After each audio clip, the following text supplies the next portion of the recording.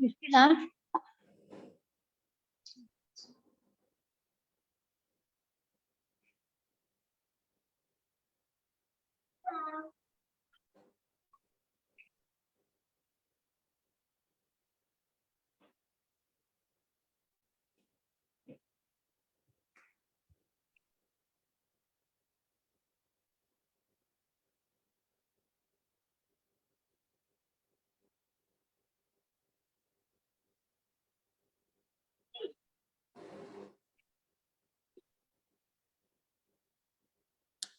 Assalamualaikum warahmatullahi wabarakatuh. Alhamdulillahi rabbil alamin. Wassalatu wassalamu ala ashrafil anbiya'i wal mursalin wa ala alihi wa sahbihi ajma'in. Allahumma salli wa sallim ala nabiyyina Muhammad wa ala alihi wa sahbihi ومن تبعهم بإحسان إلى يوم الدين. اللهم صل وسلم على نبينا محمد وعلى آله وصحبه ومن تبعهم بإحسان إلى يوم الدين. أما بعد. Tuan-tuan dan puan-puan rahimani wa rahimakumullah, pertama-tamanya dan selama-lamanya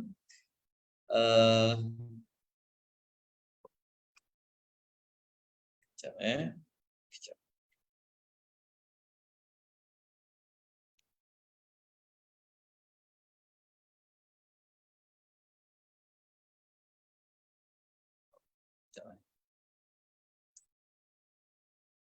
Okey, tuan-tuan dan puan-puan rahimani wa rahimakumullah.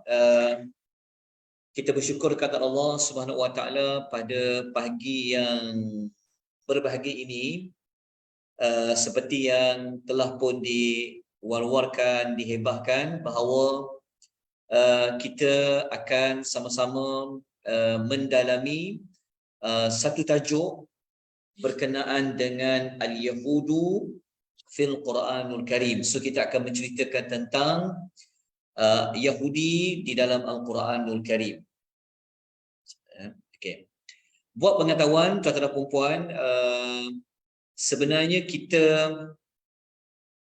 pada pagi ini kita telah pun memasuki perbincangan siri yang ketiga, okey, ataupun kita kata sebagai episod yang ketiga.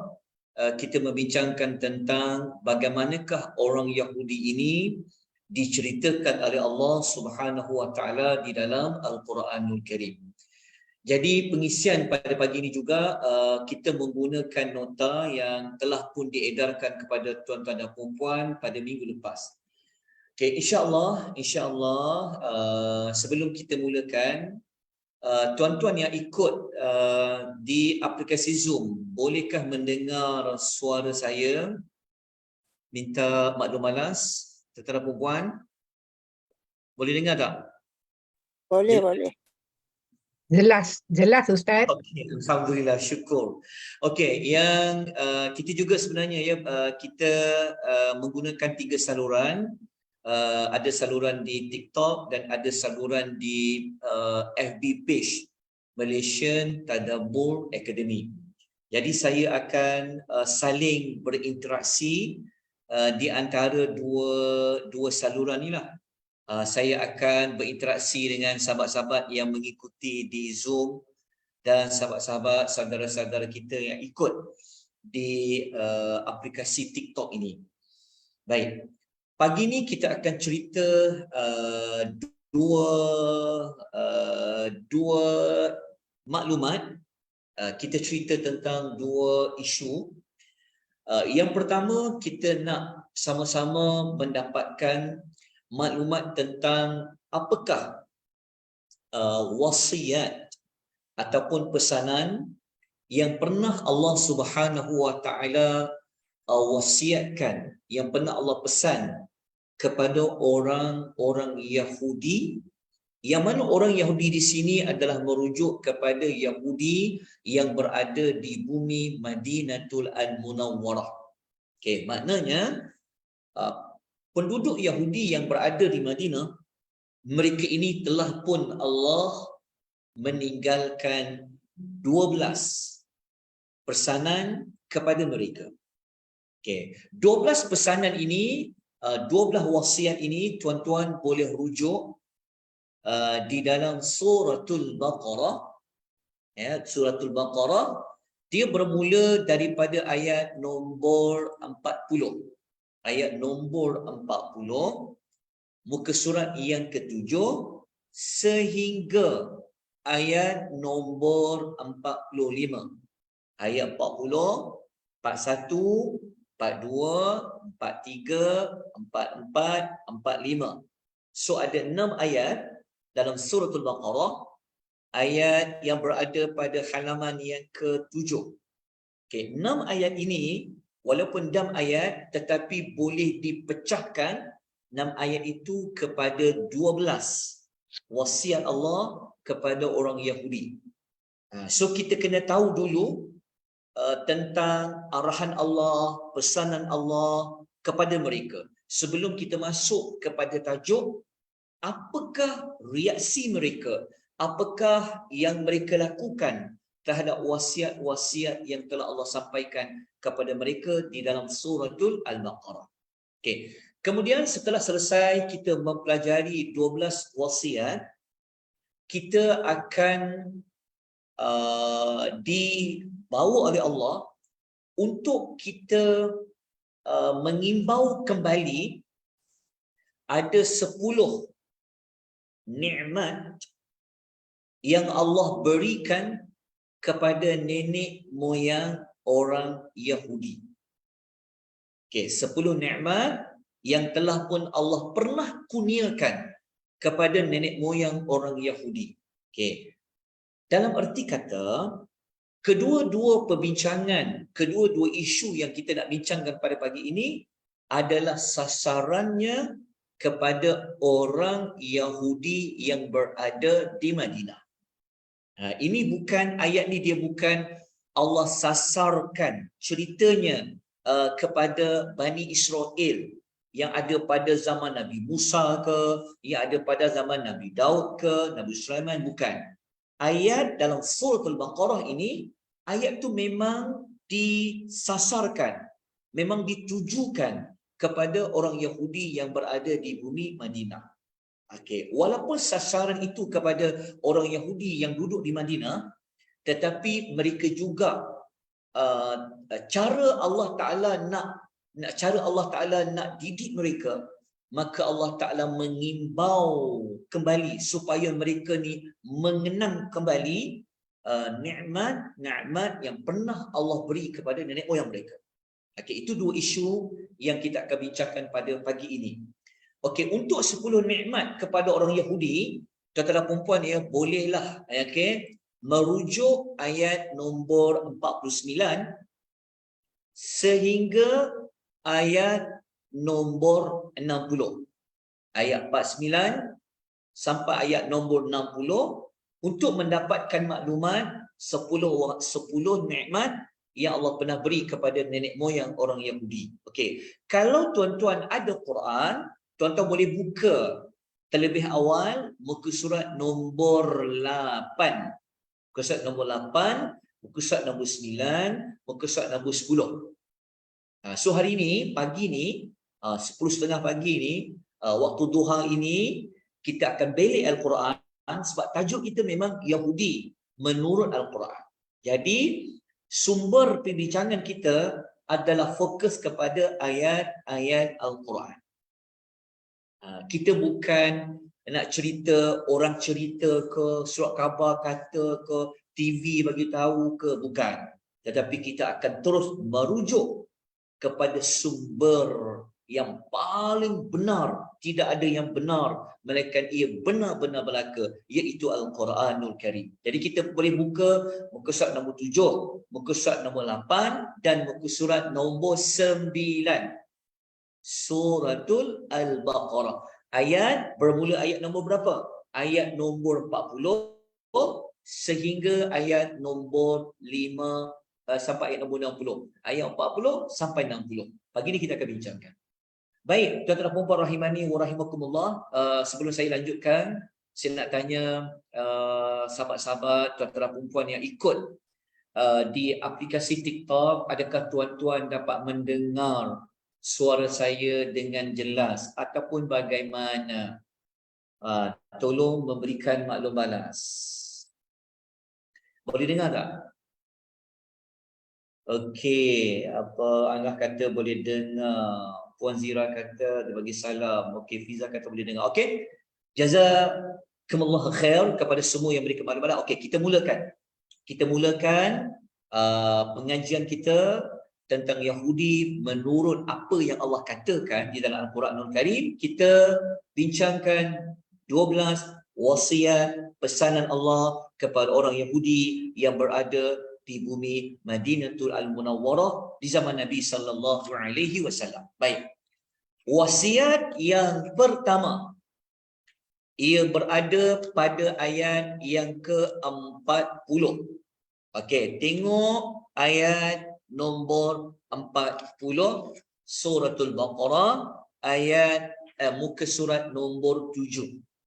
Okey, muka surat nombor 7. Okey, tolong tuan-tuan buka ayatnya sebab dalam nota yang saya paparkan di skrin Zoom ini adalah ayat yang telah dipotonglah. Maksudnya saya hanya meletakkan ayat tetapi tidak meletakkan terjemahan ayat. Cuma diletakkan intipati ayat. Jadi kalau nak tahu ayat lengkap, maka memang kena rujuk Al-Quranul Karim. Kalau tuan-tuan tak rujuk, kalau tuan-tuan memang dah hafal suratul Baqarah, tak apalah. Ahlan wa sahlan lah. Kita tak boleh ingat. Okey.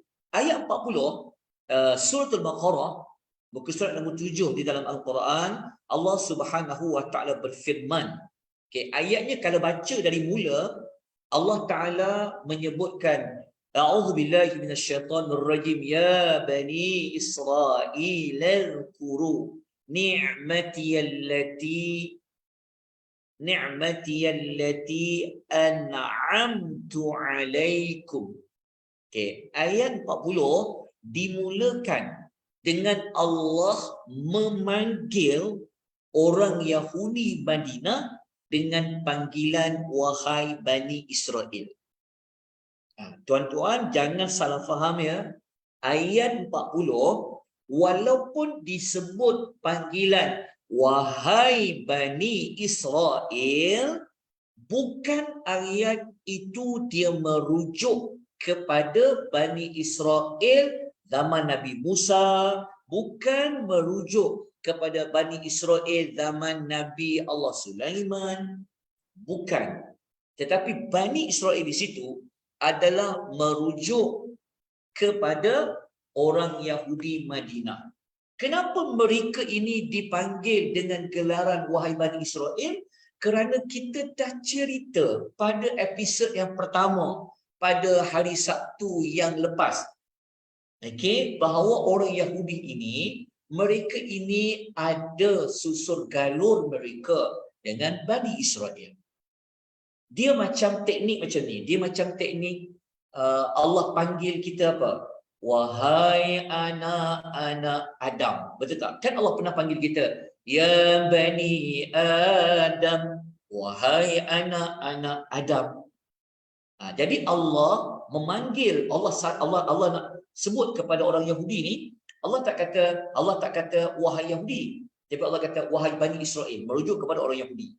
Jadi kalaulah ada pihak yang bertanya, ayat tu tentang disasarkan kepada orang Yahudi ke? Kita jawab kerana ia suratul Baqarah.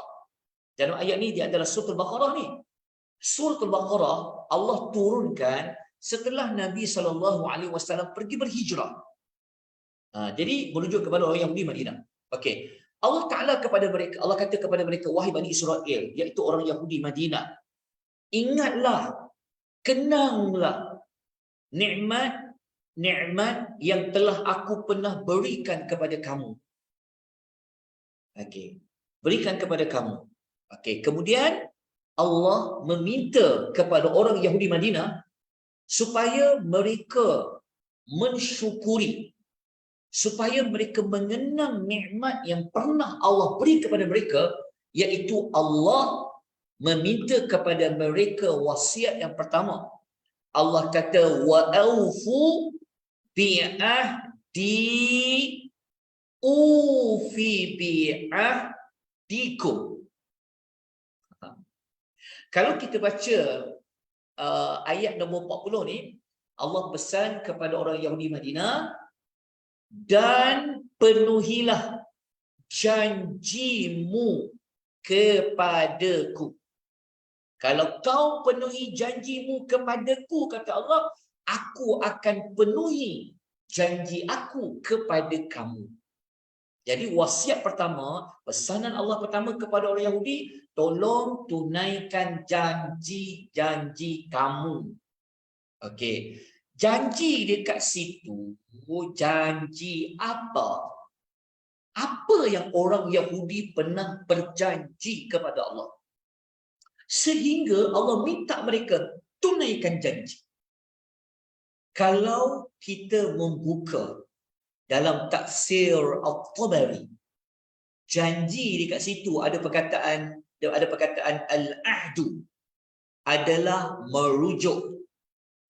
Orang Yahudi ni kan mereka ada kitab. Mereka ada kitab apa? Mereka ada kitab yang besar, namanya adalah Taurat. Okey. Tuan-tuan dan puan-puan, orang Yahudi dekat Madinah, sebelum mereka bertemu dengan Nabi Muhammad sallallahu alaihi wasallam, sebelum mereka pernah bertentang mata, mereka bersua muka, mereka ni sudah ada maklumat di dalam kitab Taurat mereka.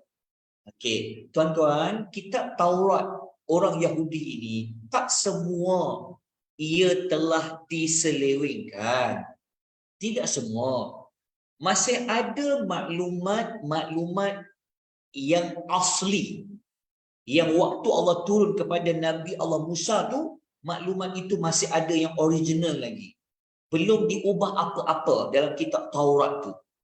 Jadi, dalam kitab Taurat mereka, mereka sebenar-benarnya diperintahkan oleh Allah untuk menerima, menerima Rasul akhir zaman namanya Muhammad. Itulah janji yang Allah minta kepada orang Yahudi Madinah, supaya mereka supaya mereka boleh mereka boleh terima.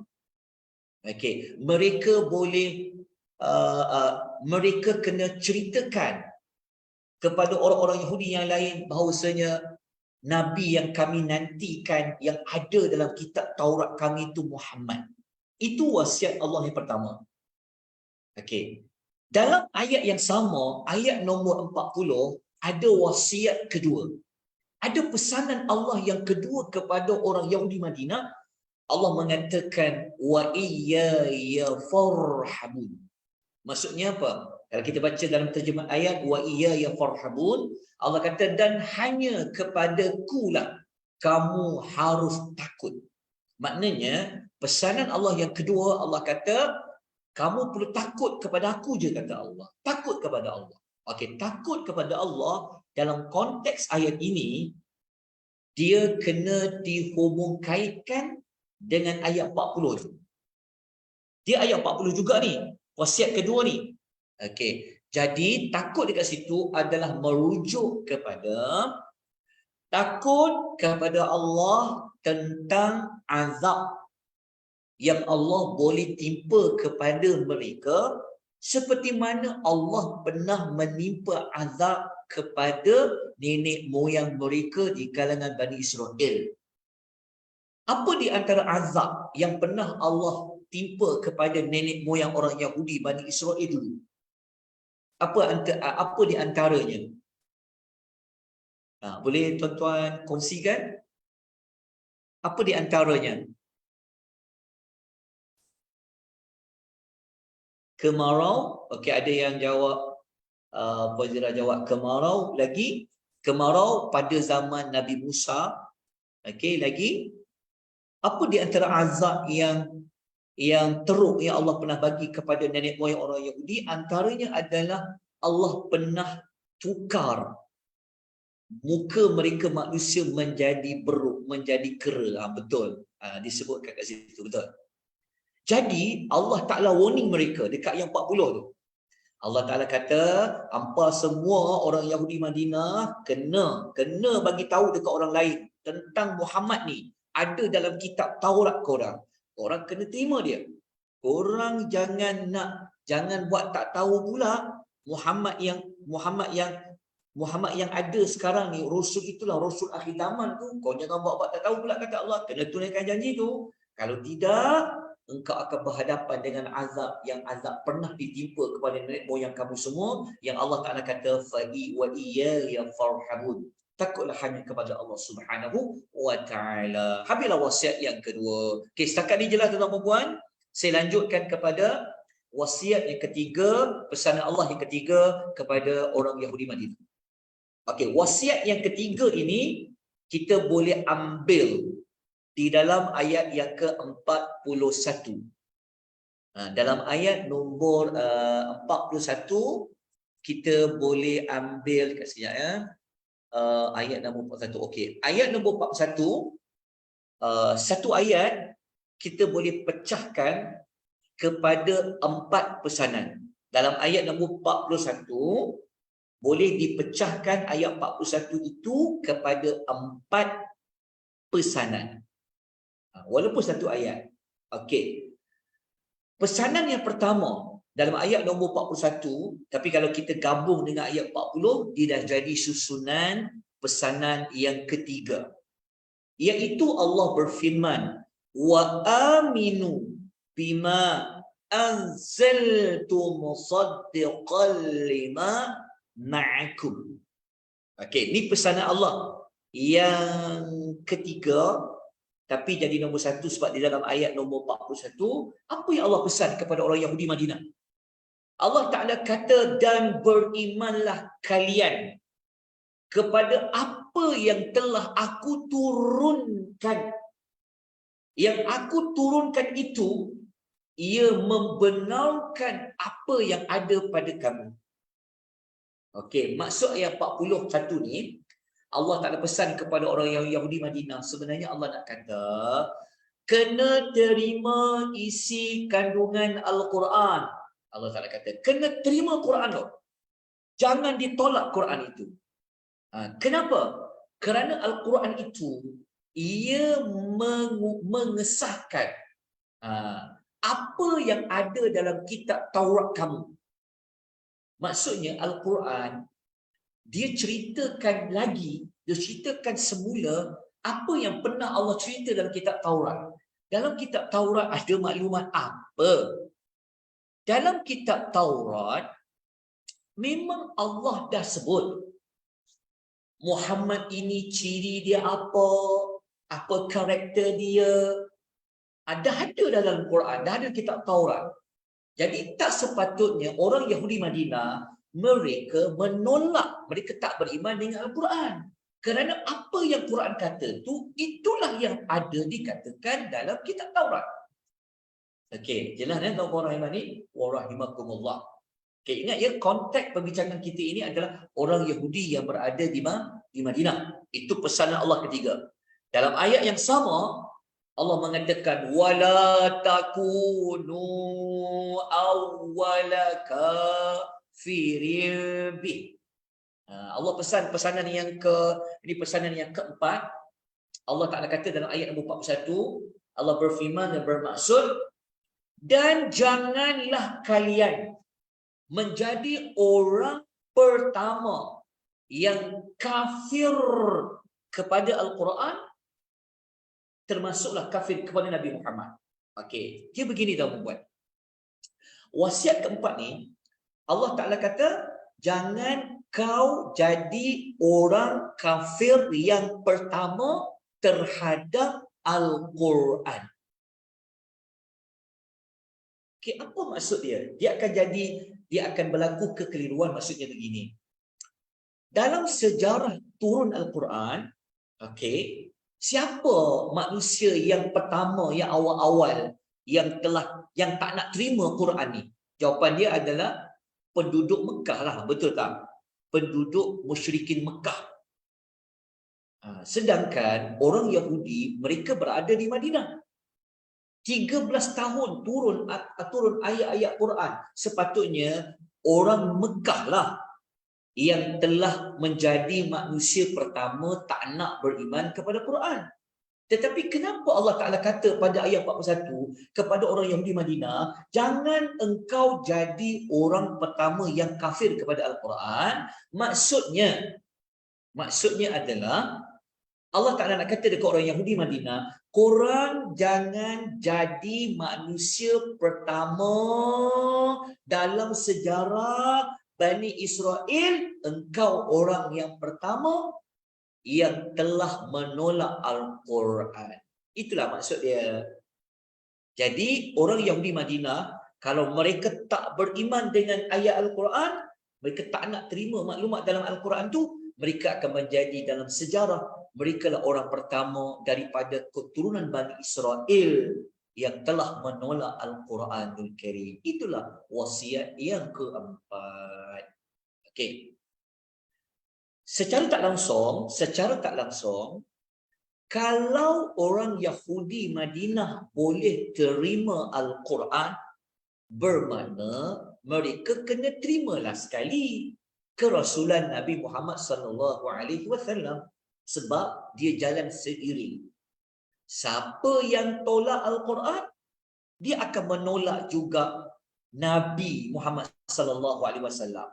Siapa yang menerima Al-Quran, dia setuju maklumat dalam Al-Quran, dia akan ikut apa saja perintah Allah dalam Al-Quran, bermakna dia akan menerima kerasulan Nabi Muhammad sallallahu alaihi wasallam.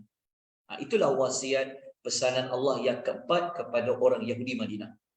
Alhamdulillah, dengan rahmat Allah, kita dah pukul berapa dah? Pukul 11:05 ni, hampir setengah jam juga kita dapat maklumat tentang sejarah orang Yahudi sewaktu Nabi SAW berada di Madinah. Macam mana kita boleh tahu?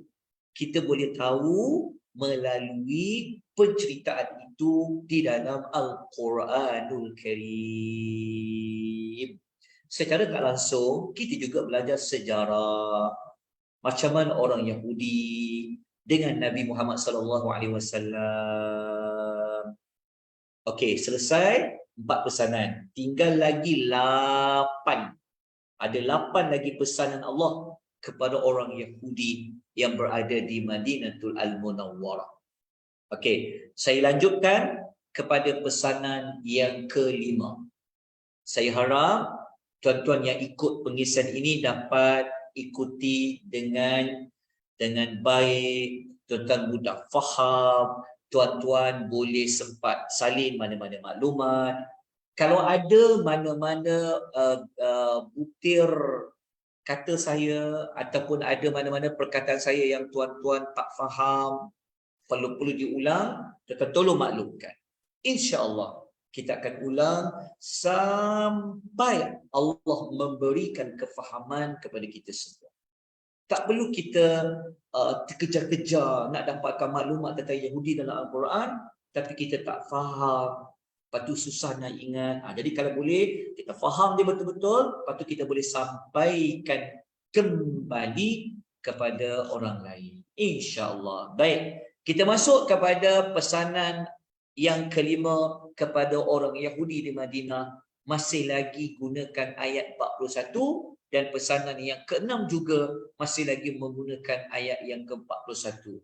Ayat pesanan Allah yang kelima kepada orang Yahudi Madinah, wala tashtaru bi ayati thamana qalila. Allah pesan kepada orang Yahudi Madinah, kalian semua jangan jual ayat aku Dengan harga yang sedikit, dengan harga yang murah. Maksudnya apa? Tuan-tuan ingat, cara nak faham maklumat dalam ni mesti mengikut konteks perbincangan.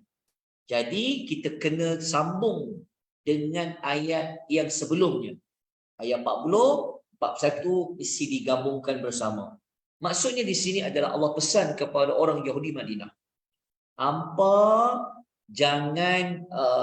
Jangan sorok soal. Maksudnya Allah Ta'ala kata, korang ni kena bercakap benar. Walaupun dia pahit, korang tak boleh terima Muhammad itu siapa ke, korang tetap kena terima kenyataan tu. Jadi jangan selewengkan maklumat itu, jangan macam maksudnya Allah Taala kata apa? Jangan simpan maklumat tu sehingga kau sanggup. Contohnya macam ni. Orang Yahudi Madinah ni, kita tahu mereka ni menjadi rujukan orang-orang Madinah Arab. Orang Yahudi ni, mereka kan pandai membaca. So mereka ni jadi macam kita panggil orang yang dikenali lah, famous lah dekat Madinah tu. Orang Arab ni, mereka suka juga kadang-kadang bertanya dengan orang Yahudi Madinah. Jadi apabila Nabi datang, so pengaruh orang Yahudi Madinah ni dah jatuh. Faham tak? So orang dah tak bagi perhatian dah kepada orang Yahudi Madinah ni. Orang semua pergi menumpukan kepada seorang lelaki Arab yang berhijrah daripada Mekah masuk ke Madinah. Tiba-tiba Nabi menjadi viral. Jadi orang Yahudi ni marahlah kan. Mereka rasa sangat marah kepada Nabi sehingga mereka tak nak memberikan maklumat. Maksudnya mereka sanggup tak nak terima Nabi itu sebagai orang yang telah disebut dalam kitab mereka, sehingga mereka sanggup tukar dengan dunia. Itulah maksud dia. Sepatutnya orang Yahudi Madinah, dia kena guna kesempatan itu untuk tarik lagi orang-orang Arab Madinah ni supaya terimalah Muhammad tu. Muhammad ni lah yang ada dalam kitab kita orang tu, dalam kitab Taurat dulu. Dialah Muhammad tu. Muhammad yang kami tunggu-tunggu ni. Jadi apa semua ni ikutlah dia. Orang Yahudi dia tak ada sifat macam tu. Sebab tu Allah Ta'ala kata, wala tashtaru bi ayati thamanan qalila. Sebab tu mereka suka sorok. Mereka sanggup. Mereka kalau mereka tak dapat kepentingan apa-apa, mereka tak nak. Maksudnya mereka tak nak menerima kebenaran itulah tentang Nabi sallallahu alaihi wasallam. Baik. Nombor 6. Pesanan Allah yang ke-6. Allah Ta'ala kata apa? Wa iyaya fattaqun. Maksudnya apa? Allah Ta'ala kata, dan hanya kepada Allah sahajalah kamu kena menjadi orang yang bertakwa. Maksudnya Allah Ta'ala pesan apa? Allah Ta'ala pesan kepada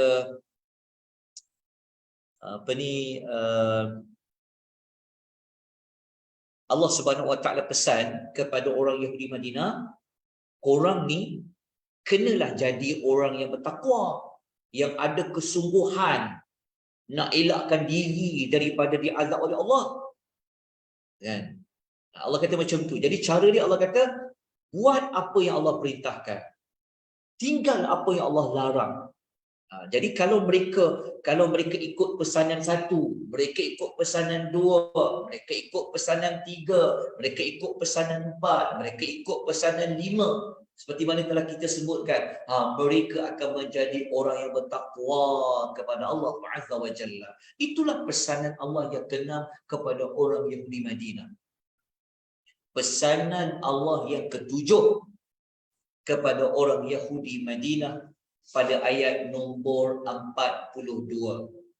Wala talbisul haqqa bil batil. Wala talbisul haqqa bil batil. Okey.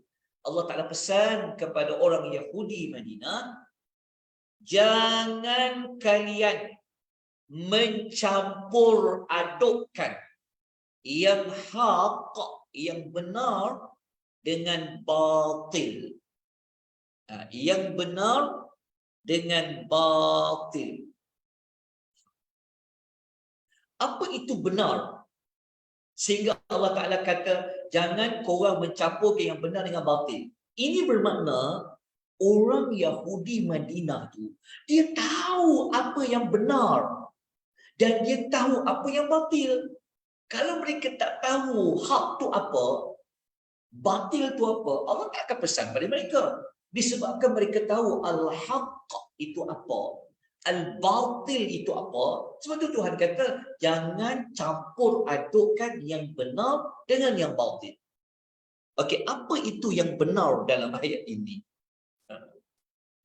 Yang benar dalam ayat ini, dalam konteks ayat ini adalah merujuk kepada kebenaran pangkat Nabi, pangkat Rasul,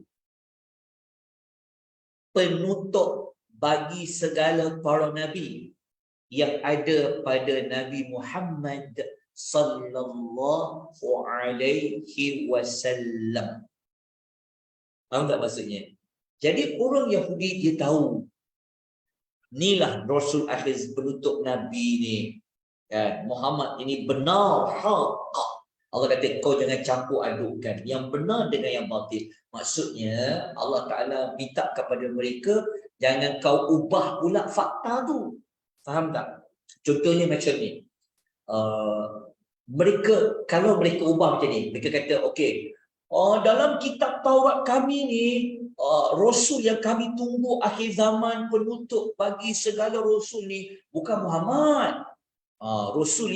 Rasul dalam kitab Taurat kami ni, dia adalah di kalangan susur galur keturunan Nabi Ishaq, keturunan Bani Israel, bukan keturunan Arab, keturunan Nabi Ismail. Itu contoh. Jadi Allah pesan awal kepada mereka, jangan ubah fakta tu. Itu yang Tuhan kata, jangan campurkan yang benar dengan yang batil. Okey, itu ayat nombor 42. Pesanan yang ketujuh yang Allah telah cakap kepada orang Yahudi Madinah. Adakah mereka ikut? Adakah mereka dengar? Mereka taat? Ini kita sambung nanti kepada episod yang lain lah. Okey. Nombor 8. Pesanan nombor 8. Ada dalam ni yang dalam TikTok ni dia minta saya ulang balik 1 sampai 8. Nanti saya akan ulang daripada pertama sampai yang ke-12 pesanan Allah. Baik, pesanan yang ke-8. Allah pesan kepada Bani Israel adalah Allah pesan kepada orang Yahudi Madinah. Allah kata apa kepada mereka? Tengok pada ayat itu, watabtumul haqqa wa antum ta'lamun. Allah Taala kata, jangan sembunyikan fakta tentang Muhammad, tentang Rasulullah sallallahu alaihi wasallam sedangkan engkau mengetahui.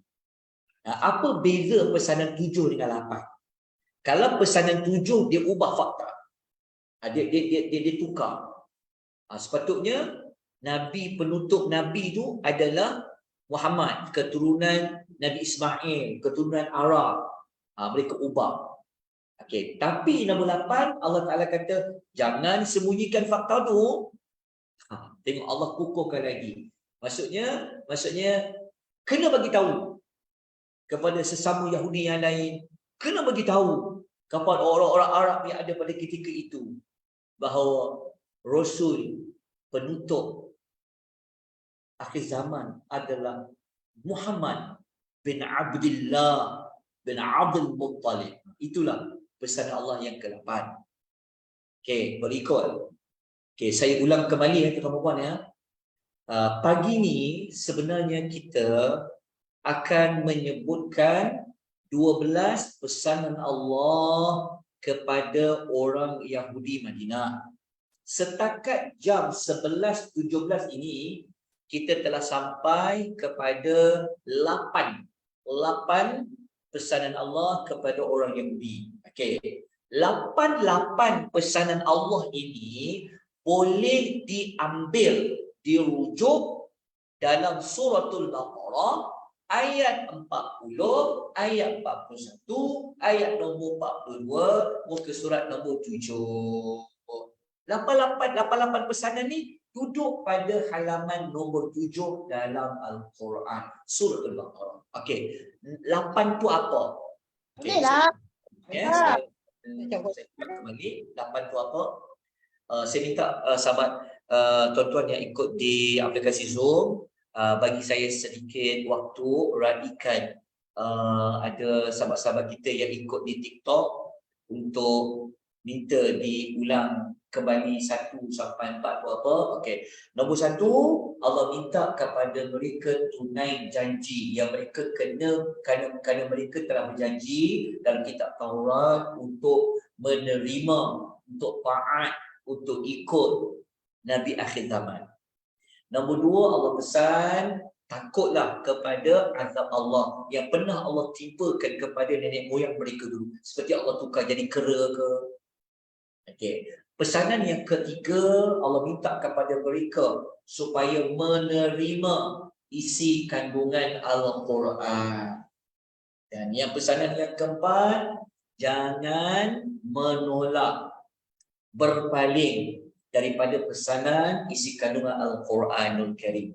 Pesanan yang kelima, jangan tukar fakta, jangan sorokkan maklumat tentang Nabi Muhammad ini tukar dengan habuan dunia yang lain. Okay. Pesanan nombor 6, kena berusaha untuk menunaikan segala pesanan-pesanan ini sebagai tanda bertakwa kepada Allah. Nombor 7, jangan ubah fakta. Okay. Yang benar, katakan benar. Yang salah, katakan salah. Kalau Muhammad itu benar, katakan dia benar. Jangan diubah, jangan ditukar maklumat itu. Yang ke-8, jangan sembunyikan maklumat tentang kerasulan Nabi Muhammad SAW. Okay, kita masuk nombor 9 dan sampai nombor 12. Mungkin pengisian kita ni hanya sampai kepada 12 pesanan Allah kepada orang Yahudi Madinah. Mungkin kita waktu pun dah masuk 11.20 dan sebenarnya kita dah 1 jam kita bersiaran langsung, okey, di Zoom Akademi Tadabbur Malaysia dan juga di FB page Malaysia Tadabbur Academy. Okey, pesanan Allah yang ke-9 ayat 43 muka surat nombor 7. Allah perintahkan kepada orang Yahudi Madinah kena buat apa? Wa aqimus salah, mereka kena sembahyang. Dan Allah perintahkan wa atuz zakah, mereka kena tunaikan zakat. Mesti dia bertanya dia, mereka kan Yahudi, kenapa mereka kena salat, kenapa mereka kena zakat? Sebenarnya orang Yahudi Madinah, mereka memang perlu masuk Islam. Mereka memang perlu menerima Nabi SAW tu. Jadi Allah perintahkan mereka apa? Salat. Allah perintahkan mereka tunaikan zakat. Okay. Pesanan Allah yang ke-10 ayat nombor 43. Allah Ta'ala kata warka'u ma'ar raki'in. Allah Ta'ala kata rukuklah bersama orang yang rukuk. Rukuk dekat sini bukan bermaksud rukuk solat tu. Okey, rukuk dekat sini adalah tunduk, patuh kepada Allah. Ikut orang-orang Islam yang tunduk, yang patuh tu dipanggil rukuk. Sebab simbol rukuk ni kan tunduk. Jadi Allah kata warki'u ma'ar raki'in. Rukuklah bersama dengan orang lain yang juga rukuk. Okey. Nanti saya respon sahabat-sahabat yang ada bertanya soalan dekat TikTok ni. Dia tanya macam mana nak join masuk dalam grup Zoom. Okey. Tuan-tuan ada Telegram tak? Saya cadangkan tuan-tuan masuk dekat Telegram. Saya saya nak tulis kejap. Mana saya nak tulis ni? Okey, tuan-tuan masuk dekat Telegram, cari Telegram Akademi Tadabbur Malaysia. Cari Telegram Akademi Tadabbur Malaysia. Okey, kalau tak jumpa juga, tuan-tuan tinggalkan email tuan-tuan dan puan, nanti kita akan bagi link untuk masuk ke grup Telegram ataupun masuk ke dalam grup Zoom. Ala ke Zoom. Bukanlah grup Zoom lah, grup Zoom. Nanti kita akan bagi ya, puan siapa namanya? Faris ya. Okey, bagi. Nanti masuk. Okey. Pesanan Allah yang ke-11 dan pesanan Allah yang ke-12 berada pada dua ayat 44 dan ayat nombor 45. Jadi kalau buka ayat nombor 44 suratul Baqarah, muka surat nombor 7, ada pesanan Allah yang ke-11 yang kita ambil bermula ayat 40 itu.